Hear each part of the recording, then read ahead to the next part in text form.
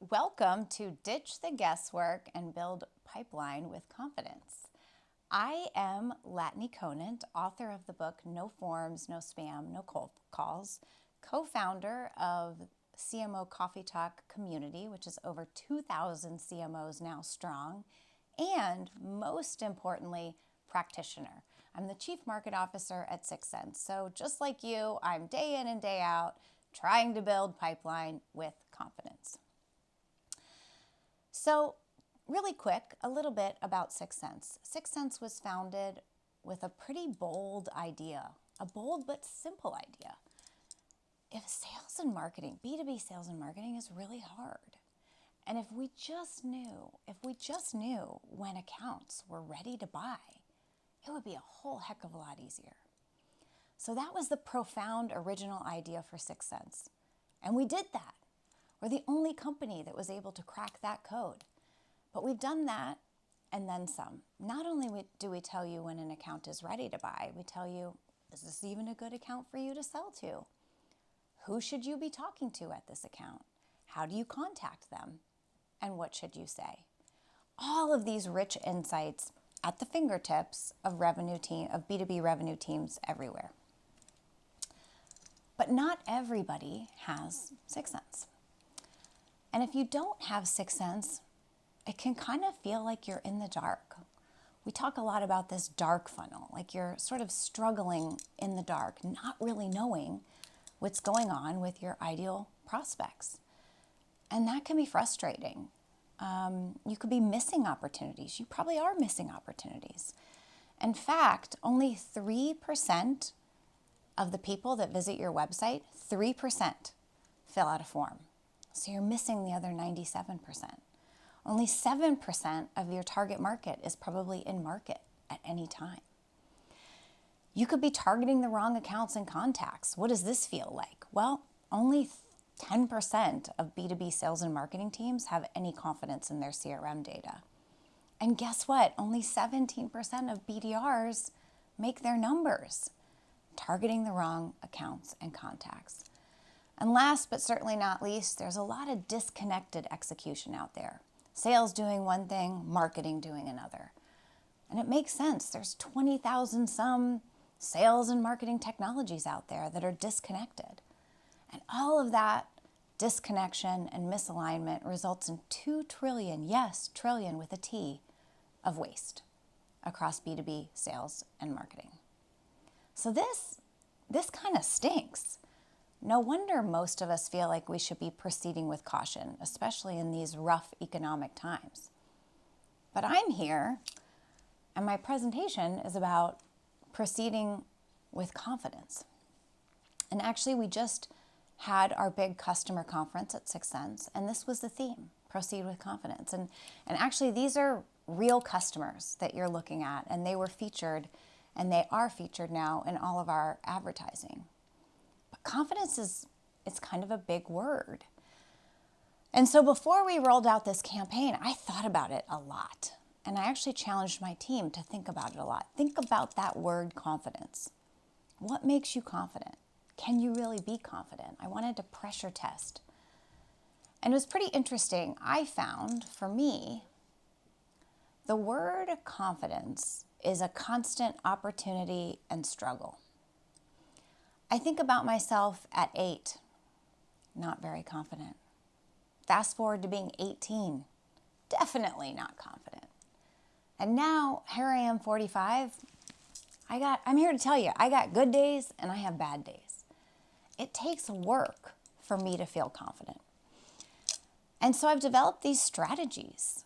And I wanted to share 3 strategies for me related to my job that help me feel confident. Help me feel confident that I can be the Chief Market Officer at 6 Sense. And I'm going to talk to you and I'm going to drill into how I obsess over these 3 things. Go-to-market focus, customer and prospect experience, and our numbers. Let's get into it. So first of all, let's talk about focus. ABM was awesome for focus. But a lot of times when people hear about ABM or ABM gets explained, it kind of sounds like something that was cooked up in a lab. So here's Forrester's definition of ABM: a strategic approach that aligns demand creation, programs, and messaging across a set of defined accounts and goals in a way that is relevant and valuable to those accounts and to sales. Okay, kind of sounds like a lot of mumbo jumbo. I'm a simplifier. And so when I think about ABM, it's all about focus. When I think about ABM, this is my definition. It's the entire company is focused on the most winnable accounts and contacts. Hard stop. Sounds good. But how do you do that? How do you actually put that into practice? Well, I think it's really, really critical to understand your ideal customer profile. And we learn a lot in school and from investors about our friends TAM, SAM, and SOM. And while these are useful, you should know your TAM, SAM, and SOM, and they're very important to investors. I think for us, as we're practicing, the practitioners in us, we really need to be more focused actually on our ideal customer profile. So what is that? It's understanding what are the absolutely most winnable accounts for you. Things like, how big are these accounts? What geography are they in? What's their selling motion? What's the technology that they're on?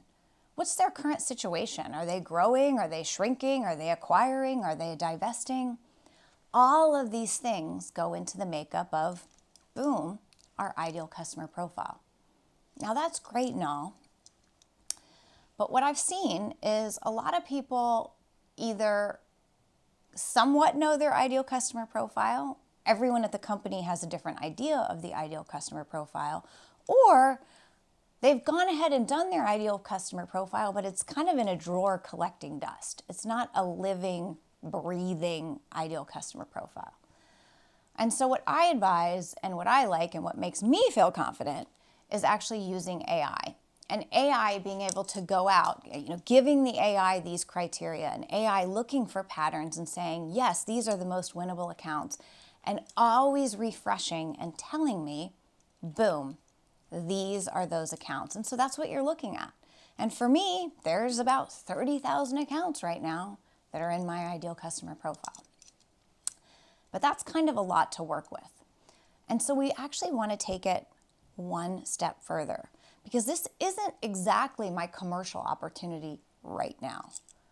My commercial opportunity right now is actually my ICP, my in-market ICP. So which one of those accounts are actually ready to buy? That's that original question that I talked about earlier. And there's about 1,300 that are actually in market to buy right now. Now, there's lots of ways that we derive your ICP and your IICP. One of the things that we use is intent data. And intent data is one of these concepts that gets tossed around all the time. And so I like to kind of demystify intent data and break it into its different formats. First-party intent data are the people coming to your website, but coming to your website anonymously. So it's that other 97%. You need to know this. I think it's almost irresponsible to not know who's coming to your website. Think about how much money we spend on our website and on ads to get people to our website. So it's really important to be able to de-anonymize and see who's on your website. That's first-party intent.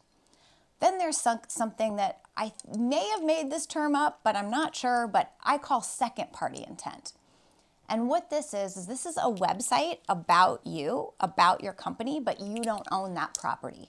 So review sites fall into this second-party intent category. So think about G2 Crowd, Trust Radius.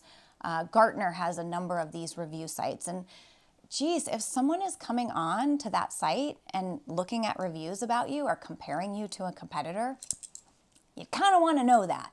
So that's second-party intent data.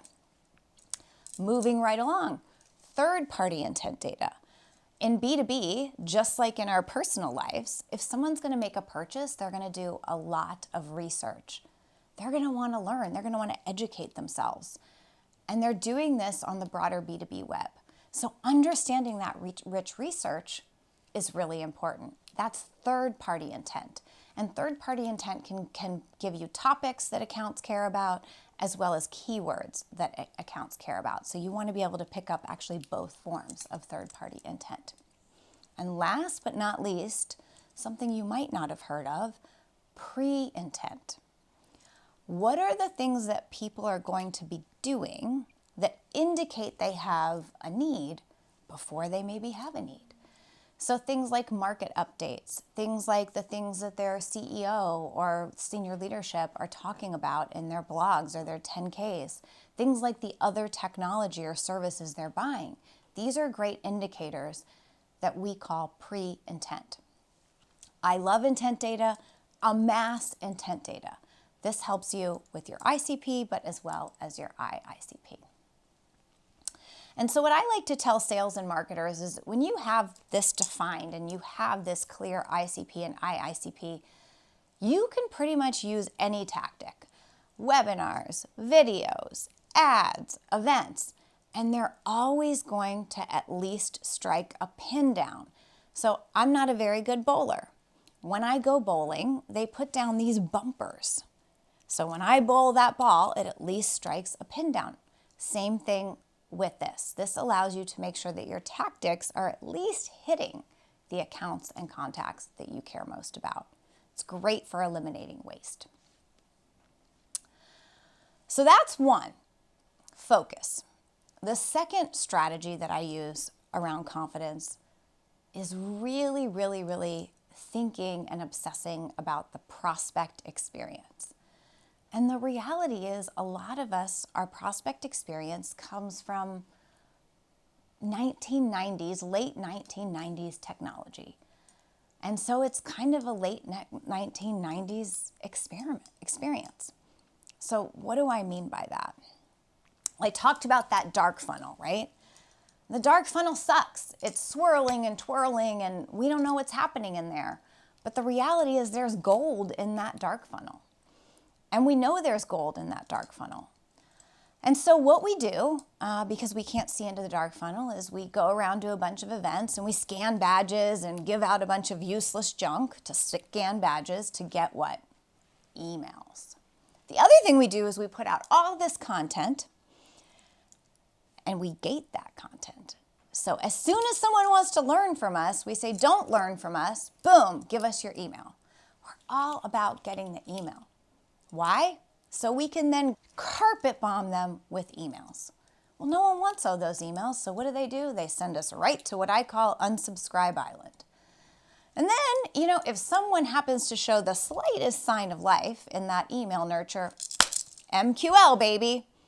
We deem it an MQL, we put it on a stuck lead list, we send it to sales, and we declare victory. Meanwhile, sales is left making cold calls. Not the best experience for our prospects, for us, or for sales. And I'm kind of exaggerating to prove a point, but the reality is this is happening all the time. And so what I'm showing you right now is a real LinkedIn post. It's a recent LinkedIn post where this guy went to a company's website, wanted their content, put in his email, bad idea, put in his email to get that content, and then what happened? He started to get literally harassed. 3 calls every hour, LinkedIn messages, emails, this, that, and the other.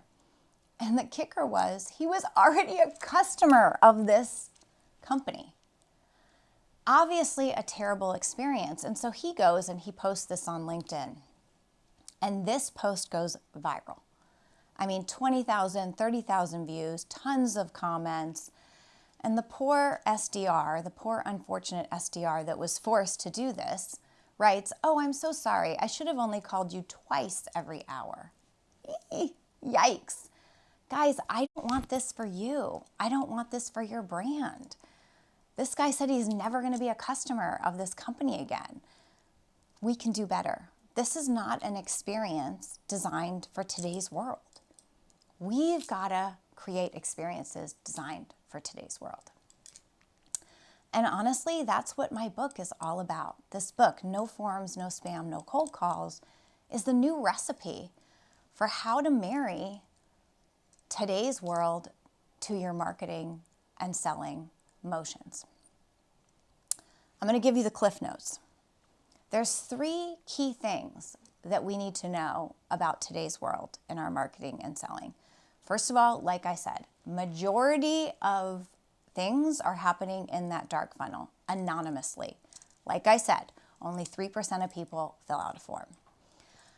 Lots of people are going to need to be engaged to get a deal done. So that's the second thing. It's a buying team. It's going to be 3 contacts, 7 contacts, 10 contacts that you need to be able to engage across that buying team to be able to develop and close an opportunity. And third, because it is so noisy, because so many people are out there doing that 1990s marketing, you're going to have to be extra relevant. And you're going to have to use multiple channels to be able to really break through from the noise. So this is the reality of today's world. What do we do about it? Let me give you some examples. Let's start with lighting up the dark funnel. We don't want you in the dark funnel because there is gold in that dark funnel, but you need to understand where the gold is. The reality is within the dark funnel, buyers are in different stages of their journey. Some buyers are in what we would call target, meaning they're under a rock. They are not ready to buy at all. Other buyers are in awareness. They're waking up to the fact that they have a problem and trying to get their arms around that problem. Then they move to what we would call consideration, where they're learning, they're studying how to go about solving that problem and probably building their requirements. Then they move to decision. And in decision, they're engaging with maybe 1 vendor, maybe 2, not all vendors, but 1 or 2.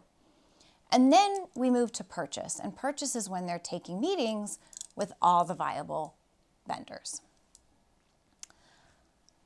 Once you light the dark funnel, it's pretty interesting because you know exactly where accounts are in their journey, which allows you to know the right activities to do at the right time. And there's a critical thing that happens in between when an account is waking up that they have a problem and learning and then wanting to engage. And that critical timing we call the 6QA, or basically an account is in market. And here's the thing, they're going to engage with maybe 1 or 2 vendors. And I want you to be one of those 1 or 2 vendors, which is why we timestamp that critical phase when accounts move from consideration to decision, and we deem that a 6QA. That is your outbound sweet spot. That is your calling sweet spot. Now, I love 6QAs. Just ask my team. I am all over it because I think inbound, again, when they come inbound, it's probably too late because they're probably coming inbound with me and all of my competitors. And I want to be in those deals early. So yes, love 6QA. It takes into account of what I think are a lot of critical things. It takes into account anonymous behavior. It takes into account known behavior. It takes into account the activities of not just 1 contact, but that entire buying team. What are they actually doing? It's just math. It uses AI. So it's not me going to sales saying, hey guys, I'm pretty sure this account is ready. It's statistically relevant signal saying, yes, we know this account statistically has the highest opportunity of closing right now. So it's not guesswork. And we find time and time again, when we study 6QAs across our customer base, that 6QAs close with a 2 times better ASP. Pretty freaking cool. 20% better conversions and 30% faster cycle times. So I love some 6QAs. But you know who else loves 6QAs? Sales. Sales loves 6QAs. And so I'm going to read an exchange. Now, this is not the way I talk, but this is the way salespeople talk. Between 2 salespeople, Derek, who is a seller for 6 cents, who has sold to Hamza. So Hamza is a salesperson at one of our customers. Hey bro, booked my first meetings off of 6 Cents last Friday. Really excited about this solution. Paradigm shifting. Derek says, fire. Amazing. Tell me the story. Hamza says, got my 6 Cents email digest, loaded decision and purchase contacts into Outreach, fired away. Easy game. Derek says, beautiful. Rinse and repeat. Hamza says, thumbs up. And bro, it's unreal, man. I've booked 4 meetings in 2 days. You guys are fixing to go triple platinum this year. Arm, laugh. So salespeople love 6 QAs. Now on to my next thing about today's world. I talked about multiple contacts needing to be engaged in a deal. This picture is of a sales manager. And this sales manager is very upset and frustrated because he's talking to his team and he's asking them, how many people have you engaged with in this deal? And they're saying, oh, just one. I'm only talking to one contact at this account. And this sales manager knows he's screwed. None of those deals are going to close because they are single threaded. So when 8, 10, 12, 19 contacts are needed in a sales cycle, it's up to us, it's up to marketing to help multi-thread deals. And the best time to multi-thread deals is early. It's when it's at that 6 QA point. And so I encourage you, when you think about your process, and this is something we do at 6 Cents, to make sure that your SLAs encourage and actually require multi-threading. So let's say a lead does come in, someone does fill out a request to demo. Great, that's an inbound. Do we just follow up with that one contact? No. Our SLA is, whether it is a 6 QA or actually a request to demo, we want to, in marketing and in our business development program, follow up and engage at least 3 contacts so that we're passing multi-threaded deals to sales. Key point. Next up, let's talk about personalization versus relevance. So I talked about all the carpet bombing of emails. We saw the example of all the noise out there. We've got to be relevant. We need to up our game. And I think a lot of times we latch on to something that we think is personal. For example, people will reach out to me and they'll say, oh, you live in Chicago. Cool, go Cubs.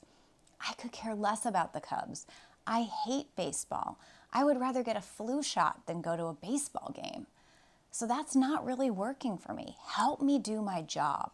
And being relevant is about helping prospects do their job. And I think there's 4 key factors for relevance. First is account fit.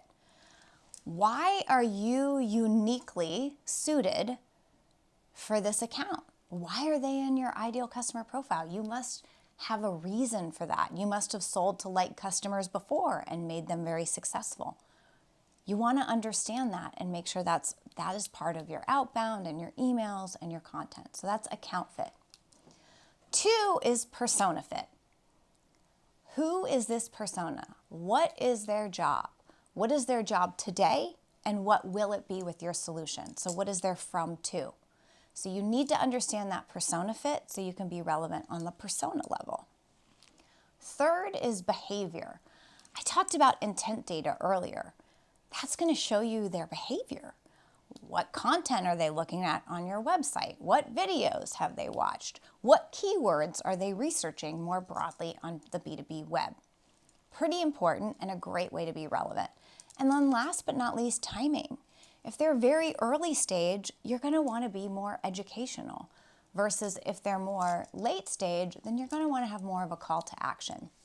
So understanding these 4 factors of relevance is really, really critical.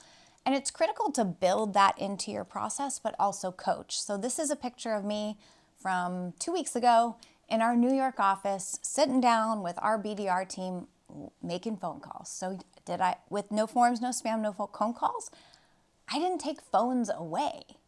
I just said, we're going to make warm calls. We're going to make sure those accounts are in market and we're going to make sure that we're highly relevant.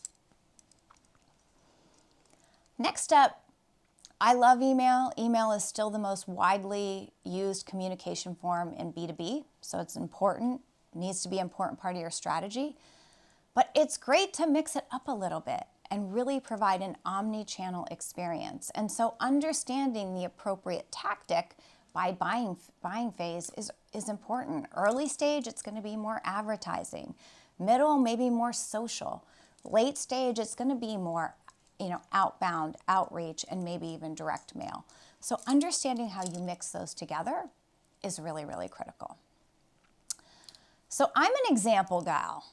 I like the real deal. So I'm going to very, very quickly take you through a day in the life of a 6 Cents campaign.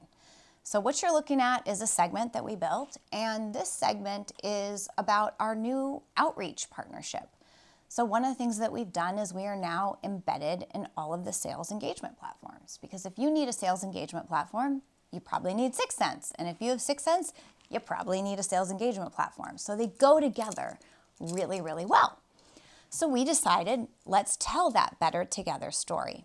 And so what you're looking at is accounts that are researching sales engagement platforms, accounts that are current customers of outreach, not 6 Cents, current customers of 6 Cents, not outreach, that we have pulled together to run this, what I think is a very cool campaign. Let's walk through it. So to start off, their accounts in Target. This means they're under a rock, right? We don't want to spend too much marketing to them. That's why display is great air cover. So we're going to start our display advertising, and you can see right in those ads, outreach plus 6 Cents. We're also going to put a lot of content out there, right, for search. And that content is going to be based on those keywords that we saw in the segment to really help draw them out of Target. Next, accounts are going to move into awareness. And this is when we're going to start our social advertising. It's a little bit more expensive, so we're probably not going to want to leverage that in Target. But as they move into awareness, we're going to do LinkedIn ads and Facebook ads to, again, get in front of them and show this better together story of 6 Cents and outreach. Awesome. The other thing we're going to want to do in awareness is we're going to want to prepare our data. We're going to want to prepare our database. And so we're going to add the accounts to our CRM, the ones that are in awareness, but we're also going to enrich contact data. Because at some point, we're going to want to make that connection. So we're going to automatically enrich all the personas, again, multi-threading, on that buying team into our CRM. Because boom, when they move to consideration, that is when we're going to start our email nurture. But it's not going to be generic, it's not going to be spammy, it's all about the persona, and it's pure give. So the CMOs, they're going to get an email from me inviting them to my Coffee Talk community, trying to help them do their job. If they're a BDR leader, they're going to get an email from Ernest, our BDR leader, inviting them to his Coffee Talk to help them do their job. If they're in ops, they're going to get an email from Chris talking about his favorite podcasts and the great things that he's learned. So very, very into that role and how we can help them do their job. Awesome. Now, boom, they're going to move to decision. And in decision, they're probably coming to our website. Now, do we want to give them a generic website experience? No, we want to give them an amazing website experience. And we know that they care about sales engagement platforms. We know that they are maybe an outreach customer. So when they land on the website, they're going to get content and an experience all about that, and even an invite to an upcoming webinar that we're doing. The other thing that happens there is that magical moment that I told you about, the 6QA. So this account has moved, and so Chelsea, that's our BDR, a picture of one of our amazing BDRs, has the accounts on her list. She's got the 45 accounts that are in 6QA today, so she can start our outbound motion. Now let's say Chelsea isn't maybe able to get a meeting and the account moves to purchase. That's a great time to maybe add a little bit more incentive and send a direct mail. So that's the day in the life. And just after 90 days of that campaign, 1.5 million in qualified pipe, 2 times the amount of the average 6QAs, and 420K in bookings. Pretty great stuff. So I obsess over experience. It's great for prospects, but it's also great for us. Last but not least, my third obsession, numbers. So I come from sales, and what I found as a salesperson is I could laugh too loud, I could wear too many bracelets, I could cuss a lot, and nobody cared as long as I was all over my numbers and I was putting up my numbers. And guess what? I want to be free to be me. So when I moved into marketing, I kept that obsession about numbers top of mind. And I want to show you my dashboard and what I do. I create actually pipeline quotas. And I look at all pipeline, not just marketing sourced pipeline. I think that if you're just focused on marketing sourced pipeline, you're doing your company a disservice because you're literally looking at revenue through the lens of a keyhole. And our job in marketing is to future-proof bookings. If we don't miss our pipeline number, we won't miss our revenue number. It all starts with pipeline. So my dashboard is all about pipeline and our trends and our quotas and how we're doing against those trends and quotas. Awesome. But it's really important to not just look at the top, but to be able to actually drill in. This is a process that I call finding the red. So you want to go into pipeline by channel source, you want to go into pipeline by go-to-market segment, you want to go into pipeline by vertical, maybe by product, and start to dissect those trends. That's how you identify trouble spots and get in front of those trouble spots. So at the top of my dashboard are a million different filters that allow me to drill in and then see where am I potentially red. And what I find is the best places to look for red is actually in your conversions, your ASPs, and your cycle times. Why? Though that's the root cause of the problem. I think often as marketers, we're just focused on the absolute dollars or the absolute count, but that's not really where the problem lies. It's like the symptom versus the disease. And so what I like to do is on my dashboard, as I'm drilling in, ASPs, velocity, and conversion assumptions flash red, yellow, green. So I know if a conversion is not where it needs to be, boom, it's red. I love colors. Very easy to see and very easy to start to fix. Last but not least, I want insights on pipeline, but I also want insights on bookings. How are our win rates going? How are our competitive versus our non-competitive win rates going?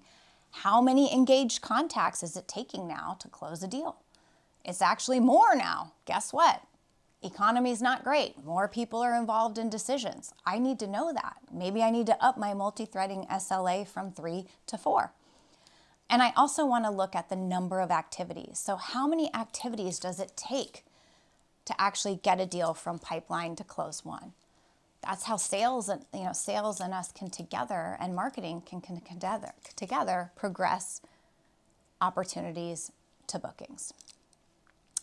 So obsess over those numbers. This is how I am confident. I obsess over being really, really focused and aligned with sales. I obsess about experience, and I obsess about my numbers. And all this is in the book if you want to read. If not, you just got a little sneak peek and I guess a cheat sheet from this presentation.